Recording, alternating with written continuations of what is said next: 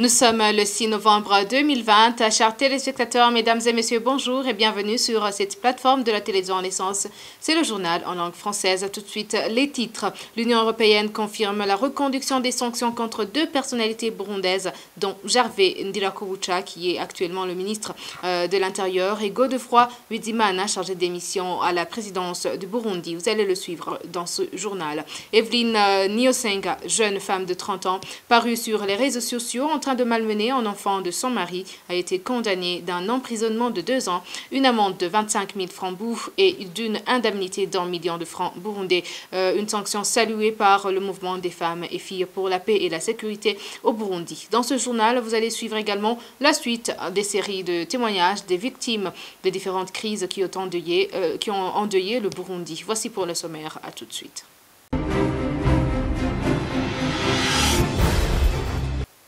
Bienvenue encore une fois dans ce journal, à page politique. Pour commencer, l'Union européenne confirme la reconduction des sanctions ciblées visant le ministre burundais de l'Intérieur, de la Sécurité publique et du Développement communautaire, Gervais Ndirakobucha, et Godefroy Bizimana, chargé des missions à la présidence de la République du Burundi. Les deux hommes forts du régime de Gitega sont sous sanctions internationales pour les crimes commis depuis 2015. Winnie Ngulunzit. Ces sanctions portent sur l'interdiction de pénétrer sur le territoire de l'Union européenne et le gel des avoirs. Le ministre de l'Intérieur, de la Sécurité publique et du Développement communautaire, Gervais Ndirakobucha, et le commissaire de police principal, Godefroy Bizimana, chargé de mission à la présidence de la République du Burundi, avaient été préalablement informés de cette décision au mois de septembre cette année. Selon l'article publié dans le journal de l'Union européenne, les deux proches collaborateurs du président Évariste Ndayishimiye avaient jusqu'au 29 de ce même mois pour demander des clarifications au Conseil sur les sanctions dont il faut objet. Un mois plus tard, l'Union européenne a reconduit ces sanctions ciblées. Pour rappel, c'est en octobre 2015, au plus fort de la contestation du troisième mandat, qu'une partie des Burundais ont qualifié d'illégal du défunt président Pierre Nkurunziza que l'Union européenne avait pris des sanctions contre ces deux personnalités en raison de leur rôle central dans la sanglante répression des opposants. À cette époque, Gervais Ndirakobucha était chef de cabinet au bureau du chef de l'État et Godefroy Bizimana, directeur adjoint de la police nationale du Burundi. L'Union européenne accusait l'un comme l'autre de s'être activement impliqués dans des actes de violence, de répression ou d'incitation à la violence, y compris par des actes constituant des atteintes graves aux droits de l'homme. L'Union européenne leur impute aussi des activités considérées comme compromettant la démocratie ou faisant obstacle à la recherche d'une solution politique à la crise burundaise. Le Premier ministre Alain Guillaume Bunyoni, quant à lui, est sous les mêmes sanctions prises par les États-Unis d'Amérique. Ainsi, l'Union européenne montre qu'elle ne croit pas au discours des nouvelles autorités burundaises qui vantent la paix et la sécurité qui règnent sur tout le territoire, alors que les assassinats ciblés, les disparitions forcées, les arrestations dominent l'actualité. Aucune autorité burundaise n'a encore réagi à cette décision de l'Union européenne. Merci beaucoup, Winnie Nkurunziza. Dans la suite des séries de témoignages des victimes des différentes crises qui ont endeuillé le Burundi, aujourd'hui, nous vous proposons le témoignage de Ndaïsaba Tite, arrêté en 2015 à Muruta par le chargé des renseignements à Kayanza, appelé Elifas. C'est dans l'un des cachots de la police de Kayanza qu'il a été sévèrement torturé, accusé d'être un rebelle. Suivez.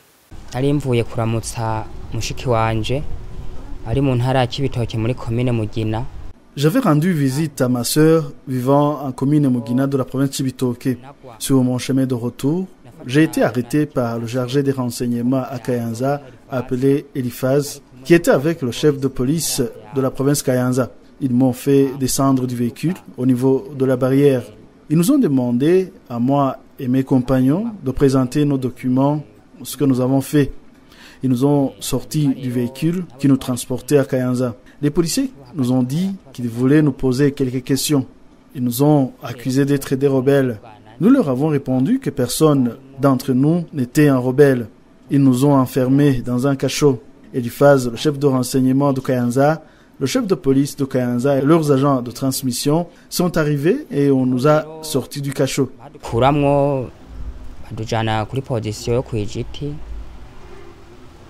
niho batangura kudukubita ngo nitwemere ko turabagwanyi turabwatishwe twebwe nta muntu w'umugwanyi muri twebwe. Ils ont commencé à nous frapper. Ils nous demandaient d'admettre que nous étions des rebelles. Nous avons refusé parce que qu'aucun d'entre nous n'était rebelle. Ils nous ont sauvagement frappés. Eliphaz, le chef du renseignement à Kayanza, m'a lancé un coup de bottine dans mes testicules. Je me suis retrouvé à terre, mes bras et mes jambes n'avaient plus de force. C'était comme si j'avais perdu connaissance. Le chef de police lui a dit « Tu l'as tué », alors que les habitants des alentours nous voient. Tuer quelqu'un avec des témoins dans les environs n'est pas une bonne chose. L'intégralité de ce témoignage sera disponible ce week-end sur toutes les plateformes de diffusion de la télévision Renaissance. Poursuivant ce journal sur la page Droits de l'homme, le tribunal de grande instance de Nahangwa a condamné Evelyne Niosenga d'un emprisonnement de 2 ans, une amende de 25 000 francs bou et d'une indemnité d'1 million de francs burundais. Le ministère public s'est saisi lorsque cette jeune femme de 30 ans a apparu sur les réseaux sociaux en train de malmener un enfant de son mari. Le mouvement des femmes et filles pour la paix et la sécurité au Burundi salue cette sanction, mais interpelle tout de même le gouvernement de veiller sur les droits des enfants parce que cet enfant n'est pas le seul à subir un traitement inhumain et dégradant. Suivez Maître Jeanne d'Arc Zanignana. Les parents, les voisins, toutes ces personnes qui entourent en fait l'enfant ne le protègent pas assez contre ces violences à l'égard, ces violences contre les enfants. À titre d'exemple, je peux mentionner par exemple les 9 cas qui ont été documentés par le mouvement des femmes et filles pour la paix et la sécurité au Burundi dans son bulletin de ce mois d'octobre de la campagne Femmes abusées, Nations déchirées. On a pu enregistrer 9 cas d'enfants qui ont entre 3 et 8 ans, qui ont été violés par des domestiques de la maison. Il y a une qui a été violée par son grand-père. Il y a d'autres aussi qui ont été violés par les professeurs de l'école, un directeur d'une des écoles fondamentales du Burundi. Alors, c'est pour nous un signe que la situation des droits des enfants au Burundi n'est pas du tout bonne et aussi un appel vibrant à l'égard du gouvernement du Burundi pour qu'il mette en place des mécanismes de protection, mais vraiment tangibles à l'égard de tous ces enfants qui sont victimes des violences. Sur cette même page, l'administrateur de la commune Ruhororo a décrété ce lundi un couvre-feu de 20 heures aux femmes de cette province. Cette mesure a été prise à cause d'un mauvais comportement que les femmes de cette province affichent en passant beaucoup de temps dans les bistrots. Jeanne d'Arc Zanignana affirme que cette décision de l'administrateur est une loi qui discrimine les femmes. Suivez encore une fois Jeanne d'Arc Zanignana. C'est vraiment une discrimination pure parce que les femmes de la commune Buruhororo ne sont pas celles qui ont plus besoin d'être protégées que les hommes. Premièrement, parce que d'abord l'administrateur n'avait pas du tout les compétences pour prendre une telle loi. La loi qui régisse la réorganisation d'une commune, ça incombe plus au niveau du Parlement qu'au niveau administratif de la commune. Et autre chose, c'est que c'est une loi qui est discriminatoire, comme je viens de le dire. Ce qui est encore plus dommage, c'est que la réglementation, la loi a été mise sur pied par une administrative qui était censée, du fait d'être femme en soi, de protéger en fait toutes les lois qui protègent les droits des femmes dans notre pays. C'était Maître Jeanne d'Arc Zanignana, secrétaire générale du mouvement des femmes et filles pour la paix et la sécurité au Burundi. L'Ubuntu, ses roses et ses épines au Burundi. C'est le titre du livre que le père abbé Adrien Nhabona a présenté publiquement ce vendredi. Selon le prêtre, il a écrit le livre pour raviver l'esprit de l'humanité de l'homme qui semble s'éteindre dans le monde. Le père abbé Adrien Nhabona appelle les gens à s'en inspirer pour une meilleure éducation de leurs enfants.